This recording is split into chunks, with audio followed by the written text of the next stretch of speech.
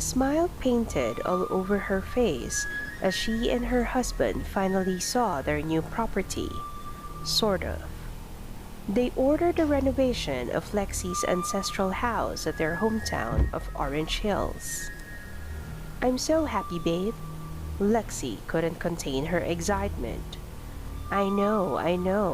I'm glad you liked it. Adam hugged her. They spent a whole day unpacking personal stuff. Once settled, the two hung out in the living room. The attic was renovated too, right? Lexi probed. Yup, it's got a new ladder too, Adam confirmed. Let's check it out. I haven't been there in years, Lexi happily said. They went up and Lexi was amazed at how easy it is to get into the attic now. The two were welcomed by tons of things. There's a single bed, which Lexi used when she was in high school. Toys and plushes were placed on a huge shelf. While browsing, Lexi noticed something she couldn't remember: a sewn doll. It had no tops or bottoms besides the obvious blue underwear. Lexi stared at it for so long, which Adam noticed. What you've got there? Adam quizzed as he peeked behind Lexi's shoulder. It's a sewn doll, I think, but I don't remember having this when I was a child, Lexi guessed. Your family stored a lot here. It might not be yours. See the wear and tear? It could be from another relative. You told me your family is huge and many stayed here before they decided to migrate elsewhere, Adam recalled.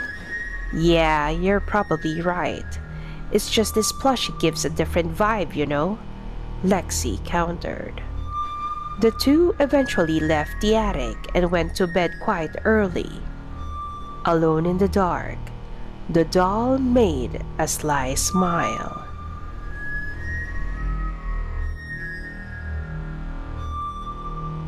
The next day, Adam went out to buy extra supplies after breakfast while Lexi cleans up the dishes.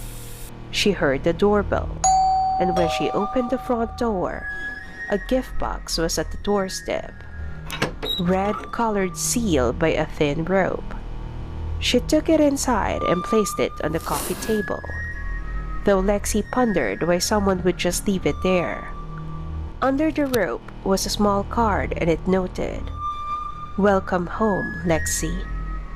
She felt a chill telling her that note wasn't welcoming, but that didn't stop her from opening the box.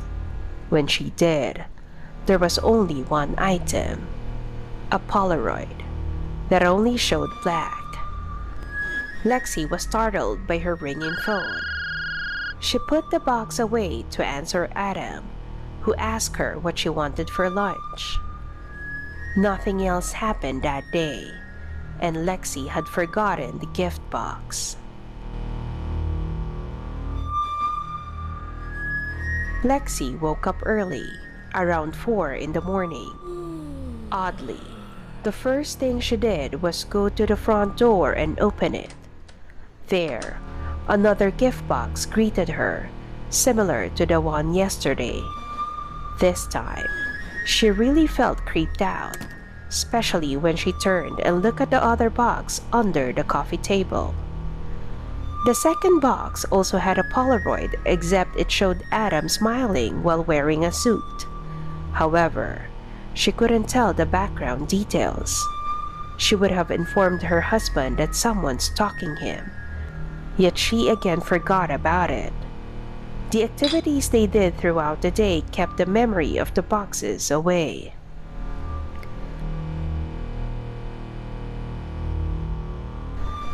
Adam visited his parents while Lexi was getting ready to meet up with her friends for lunch. A loud bang at the door made her jump. She rushed to the window to see who might be outside, yet found no one. She slowly approached the front door and opened it but saw nobody. Then, her gaze landed on the third gift box. She checked out the surroundings and nothing was amiss except that box, waiting for her to pick up. This time, the Polaroid displayed Olivia, her high school idol. Olivia was obviously smiling at someone that the camera didn't catch. Lexi felt extremely uneasy about these pictures, not wanting to be ruined. She made a mental note to show them to Adam later. But she went out with her friends and that made her forget those boxes once more. Left alone to its own devices, the sewn doll hopped on the coffee table and stacked the 3 boxes.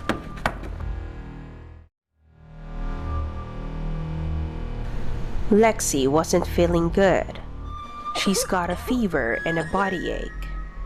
Adam tried to convince her to go to the hospital, but she's not having it. Lexi assured him that it's the flu and that she just needed to rest. The doorbell chimed ill-timed, and it forced Adam to go down to check who that was. But no one's out there except for a gift box on the doorstep, which he brought inside. Sitting down in front of the coffee table, revealed the other 3. He opened them and was surprised by a picture of himself and Olivia. The split images were from a single scene that Adam wouldn't forget. It was their first meeting at a conference months ago. His gut told him that the 4th box was trouble, but he opened it anyway. The single photo in it was an obscene scene of him and Olivia inside a hotel room. No plans of getting caught. Adam hid the boxes in the storeroom. He'd burn them later to make sure his wife won't discover his infidelity. Just 10 minutes before 12 midnight, Lexi was sleeping soundly while Adam was feeling agitated. So, he got up quietly and headed to the storeroom to get rid of those photos. Adam placed all 4 boxes into a small metal bin and lit them on fire. Meanwhile, Lexi's face started to contort and her body began to shake. Her sweat dripped on the bed sheet as she struggled to breathe. She felt something heavy on top of her, but she couldn't reach it because her hands felt tied on the bed. In reality, the one sitting on top of her chest was the same doll she found in the attic.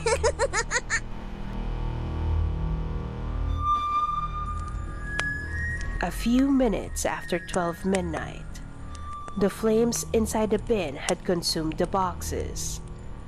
Adam stared at the burning matter when Lexi's screams bellowed through the air. Adam dashed into the house and found his wife shrieking in the master bedroom. Lexi's skin was pale and you could see her veins moving under it. The sewn doll sitting on Lexi's chest slowly turned its head toward Adam. A grin appeared on its tiny head, but before he could lose his courage, Adam swatted the toy. It flew across the room and hit the wall. Adam carried Lexi out of the room, down the stairs, but was paused when he tripped over something downstairs. Groaning, Adam checked what he hit and his eyes grew wide upon seeing 4 stacks of gift boxes, all unscathed. His shock was dispelled when he noticed the shadow of the doll heading down the stairs. He quickly recovered, picked up Lexi, grabbed the car key and rushed out of the front door. Adam just drove them away from the house as far as possible. Opened the glove box. A whisper entered Lexi's ears. Out of sorts, she slowly lifted her right hand to reach for the glove compartment. Adam was too occupied to notice the ongoings inside the car. Moments later, she was able to open the compartment and what came out certainly shocked her. The compartment vomited one more Polaroid. Lexi was initially stunned, then disgusted by the Polaroid she had on hand. Olivia was on top of Adam, and this visual caused her to cry inside the car that caused Adam to swerve and lose control of the wheel. They crashed into the park and hit the light post. Light-headed, Adam looked at Lexi to see if she's okay. She appeared knocked out by the collision, but he didn't expect the same doll sitting on her shoulder. It grinned menacingly as Lexi suddenly sat upright and opened her eyes, now completely wide. She snapped her head to the left to face Adam and smiled at him dangerously. Although he fumbled at his seatbelt, he succeeded in unbuckling it and getting out of the car. He was frightened beyond reason. The look on Lexi's face, her aura, and that creepy doll twisted Adam's mind in fear, dampening his ability to fight. Lexi, on the other hand, heard another whisper. "Grab it, Lexi. You can do it." She grabbed the innocent box cutter from the glove box before she got out of the passenger seat. Adam spotted Lexi's out of the car and their eyes locked for a moment. Then, Lexi raised her right hand to show the box cutter fully drawn at the stabbing position. It was Adam's turn to yell bloody murder as he stumbled away from her now murderous wife. The chase ended at the children's playground, by the sandbox, with Adam's blood-curdling screams echoing throughout the deserted park in the dead of the night.